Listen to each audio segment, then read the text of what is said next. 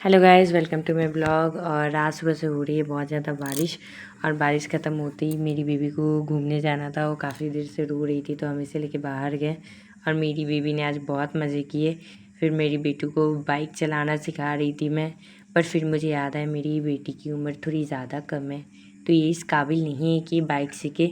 उसके बाद हम आ गए घर और घर आने के बाद मुझे याद आया कि ये दोनों बाप बेटी एक दूसरे से प्यार करने के चक्कर में मेडिकल स्टोर में दवा भूल के आ गए। उसके बाद मैंने फिर से बेबी को रेडी किया, जल्दी से जो भी कपड़ा मिला उसे पहना के, और फिर ये दोनों गए दवा लाने। जी शॉपकीपर के पास जो रहे थे, फ़ोन करने पे पता चला इनको कि शॉप अभी तक बंद नहीं है। फिर ये दोनों वापस आए। वैसे ही मैंने बेबी को लंगोट पहना दिया था क्योंकि लंगोट बेबीज़ के लिए काफ़ी कंफर्टेबल होता है, जो मैंने घर पे खुद ही बनाया था। फिर बेबी को मैंने सुलाने की कोशिश की पर आज मेरे बेबी को सोने का मन ही नहीं था और इसे पूरी रात आतंक मचाया। फिर हमें 10 बजे सुबह ट्रेन पकड़नी थी। आज हम कहीं जा रहे थे, हमें किसी ने बुलाया है, कुछ काम था इसलिए। तो हमें किसने बुलाया है ये वीडियो के एंड में पता चल ही जाएगा। पर मैंने बेबी से बोला सो जा सो जा, पर नहीं, मेरी बेटू को तो सोना ही नहीं था। तो मैंने बेटू को फिर धोती पहना दिया, पर मुझे धोती पहनाना आया नहीं। तो उसमें मेरी बेटू लग रहा था जैसे नीचे से साड़ी पहन ली है। फिर सुबह हम जैसे तैसे करके मैनेज करके इसे रेडी किए और वैसे ही लेके निकल गए क्योंकि हमें लेट हो रहा था। ना सोने की वजह से हम तीनों की हालत ख़राब हो गई थी। और हमने ऑटो में बैठने के बाद बेटू की चुटिया बनाई प्यारी सी। उसके बाद हम तीनों ने आज के मौसम को एंजॉय किया। फिर रास्ते में जाते टाइम हमने पटना का ज़ू देखा। खास करके मैंने देखा बाहर से ही, मैं पिछले 3 साल से देख रही हूँ क्योंकि 3 साल से मेरे हस्बैंड बोल रहे हैं उस ज़ू में कुछ नहीं है, मैं घुमा दूँगा, उस ज़ू में तुम्हें कुछ नहीं मिलेगा।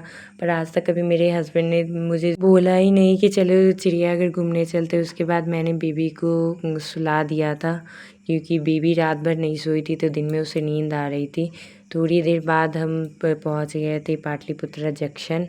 और पाटलिपुत्रा जंक्शन पहुंचने के बाद हमें पता चला कि हमारी ट्रेन तो 1.5 घंटे लेट है। फिर हम तीनों ने स्टेशन पे थोड़ी देर आराम किया। उसके बाद फिर बेबी की नींद हो गई थी पूरी। फिर बेबी को खेलना था, पास में छोटे छोटे और भी सारे बच्चे मिल गए थे मेरी बेबी को। तो उन सबको देख के मेरी बेबी गाना गा रही थी, चिल्ला रही थी। और मेरी बेबी की तो नींद खुली तब वो स्टेशन पे थी।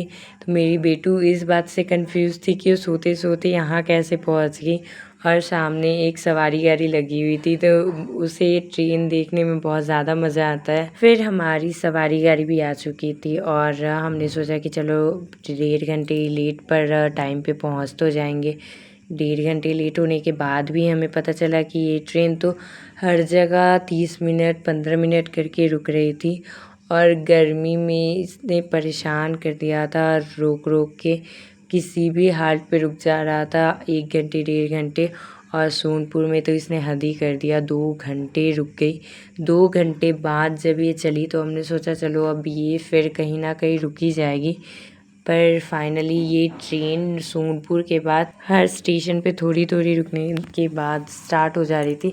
इसके बाद इसने कहीं भी डिले नहीं किया, नहीं तो हमने सोचा था कि आज तो रात को 10 बजे ये हमें पहुंचा ही देगी। उसके बाद हम पहुंच गए थे तुर्की, जहां हमें उतरना था। तुर्की पहुंचने के बाद हमें बहुत ही अच्छा प्यारा सा बड़ा सा दुर्गा माँ का मंदिर दिखा। फिर हमने वहाँ से ऑटो बुक किया दीदी के घर तक का।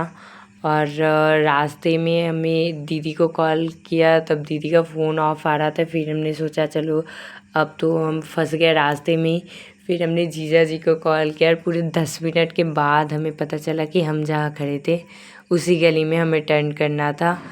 और रास्ते में हमें इतनी ज़्यादा हरियाली दिखी और यहाँ पे वेदर इतना अच्छा था कि हमें तो मन कर रहा था कि हम 1 डेढ़ महीने यहीं पे रुक जाते हैं फिर जाएंगे पटना।